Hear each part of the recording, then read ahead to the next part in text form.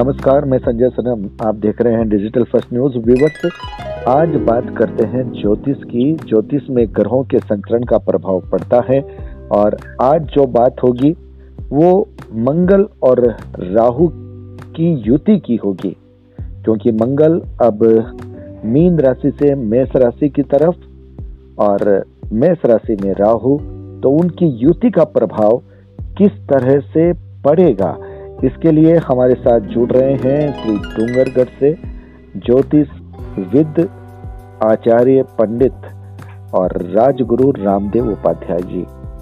रामदेव जी नमस्कार। जय गणेश, जय श्री कृष्णा, जय जैनेन्द्र संजय जी। जी जी, तो आज आपसे बात होगी जो दो ग्रहों का संयोग है, एक युति हो रही है जिसे ज्योतिष में अंगारक योग कहा जाता है, उस पर आप अपने विचार रखिए, अपने अनुभव के साथ रखिए। जी बिल्कुल। सबसे पहले भगवान गजानन जी से ये कामना करूंगा कि अखिल जगत जीव चराचर के कल्याण की कामना के साथ में सर्वे भवन्तु सुखिनः, सर्वे सन्तु निरामयाः, सर्वे भद्राणि पश्यन्तु मा कश्चित् दुःख भाग् भवेत्। इन्हीं कामनाओं के साथ में ऐसी मंगल कामना रखता हूँ कि सभी सुखी हो, सभी आरोग्यमय हो। किंतु वर्तमान, भविष्य और भूतकाल की यदि बात करें तो भविष्य में जो घटनाएं ज्योतिष के अनुसार घटने वाली है वो कुछ प्रतिकूल ही प्रदर्शित नजर आ रही है। जैसे आपको बताना चाहूंगा, ज्योतिष शास्त्र के अनुसार जब दो शत्रु ग्रह एक ही राशि में होते हैं तो अशुभ ग्रह अशुभ योग का निर्माण होता है और इस अशुभ योग का असर देश और दुनिया के साथ साथ हर व्यक्ति के जीवन पर भी दिखाई देता है। एक ऐसा ही अशुभ योग जल्द ही बनने वाला है जो एक वास्तव में चिंता का विषय है।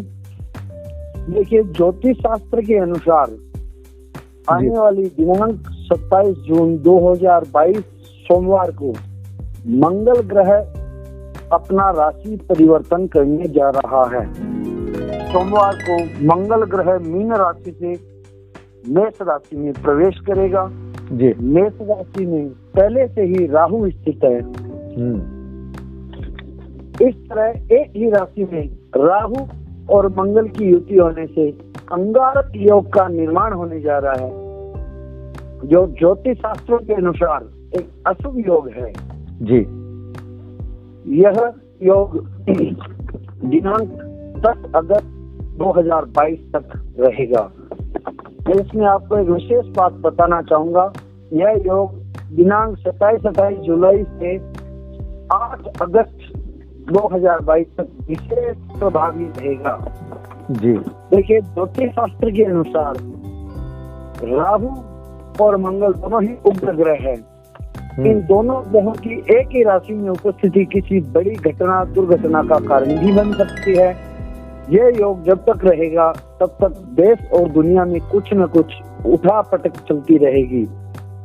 जी, देखिए, जब ग्रह 3 डिग्री और 20 अंश के आसपास इनकी निकटता आ जाती है तो इसका प्रभाव सबसे अधिक पड़ता है। जी, अंगारक योग का जैसे क्या प्रभाव होता है मैं आपको बताना चाहूंगा कि 27 जून 2022 को जैसे ही मंगल ग्रह मेष राशि में प्रवेश करेगा, राहु से मंगल की युति बन जाएगी और अंगारक योग का अशुभ प्रभाव आरंभ हो जाएगा। जी, इस अशुभ प्रभाव के कारण देश और दुनिया में क्या क्या घटनाएं घट सकती है, क्या क्या संभावित है, इसकी भी हम आगे चर्चा करेंगे।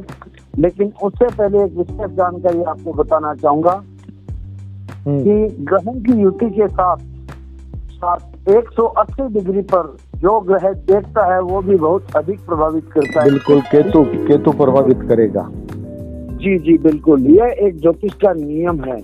इस दृष्टिकोण से यदि हम देखें तो देखिए, तुला राशि में केतु स्थित है वर्तमान स्थिति में और मेष राशि में राहु और मंगल की युति है। जैसे जैसे राहु की डिग्री कम होती जा रही है, ठीक वैसे वैसे केतु भी धीरे धीरे कम होते होते ऐसी स्थिति में आ जाएंगे कि जहां पर मंगल के 3 डिग्री 20 अंश के आसपास पहुंच जाएंगे और वहां पर मंगल राहु के साथ युक्त हो जाएगा। और दूसरी तरफ मंगल की दृष्टि केतु पर व केतु की दृष्टि मंगल पर। सप्तम दृष्टि 180 डिग्री जो होती है, जो सबसे ज्यादा प्रभावी होती है। रामदेव जी, एक बात और है, केतु को मंगलवत कहते हैं, केतु कुजवत है और मंगल अग्नि का प्रतीक है।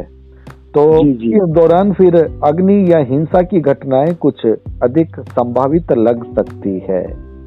जी बिल्कुल बिल्कुल, जिस प्रकार आपने संजय जी बताया एकदम सत्य है।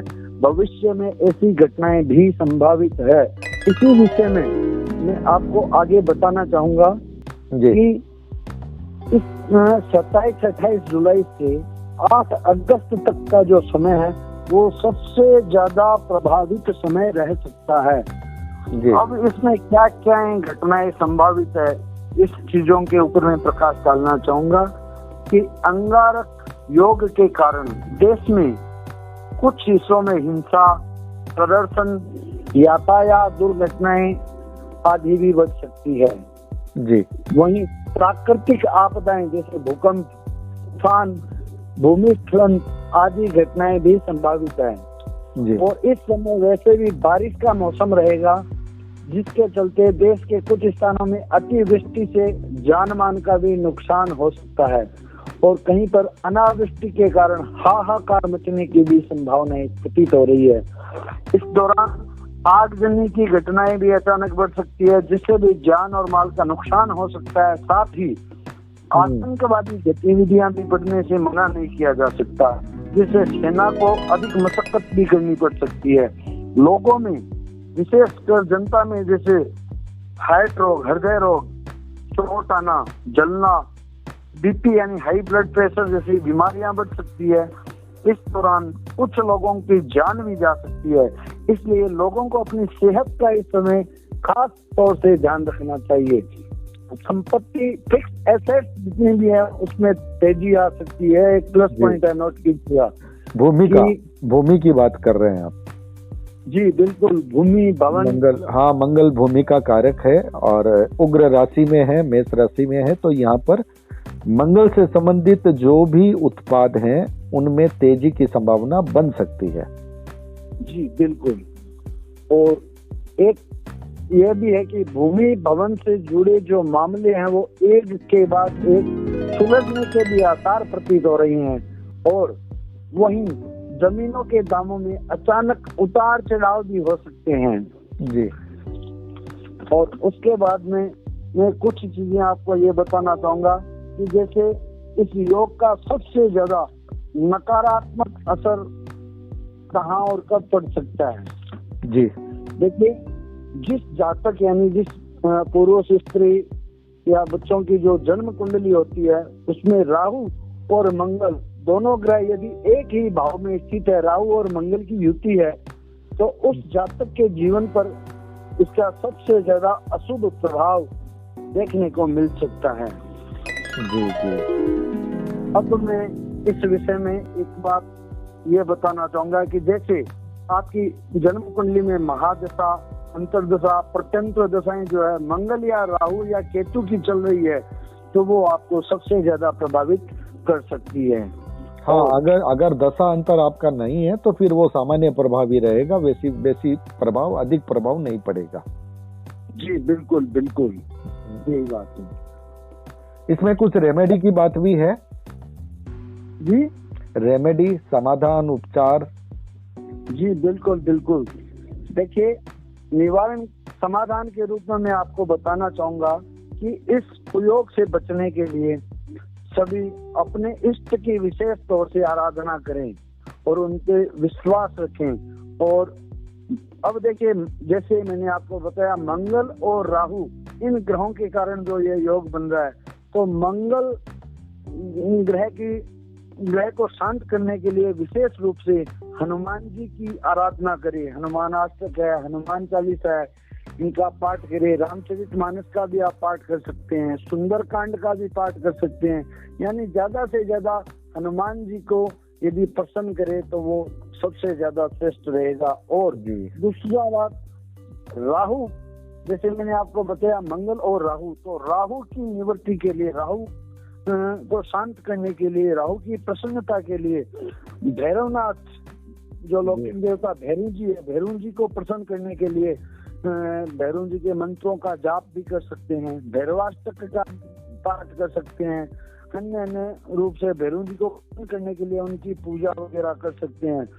उससे राहु आपकी जन्म कुंडली इत्यादि के दृष्टिकोण से शांत रहेगा। और मैं एक बात और बताना चाहूंगा कि यदि संभव हो तो जो मसूर की दाल आती है उसका दान करें मंगल की दृष्टिकोण से, और मंगलवार को तांबे के बर्तन में अनाज भर करके ब्राह्मण को दान कर दें। और अन्य और भी उपाय है। एक उपाय और आपको बताना चाहूंगा कि एक तांबे का चौकोर टुकड़ा लेकर के उसे नदी में प्रवाहित कर दें, जिससे आपको इस योग में काफी रिलीफ मिल सकता है।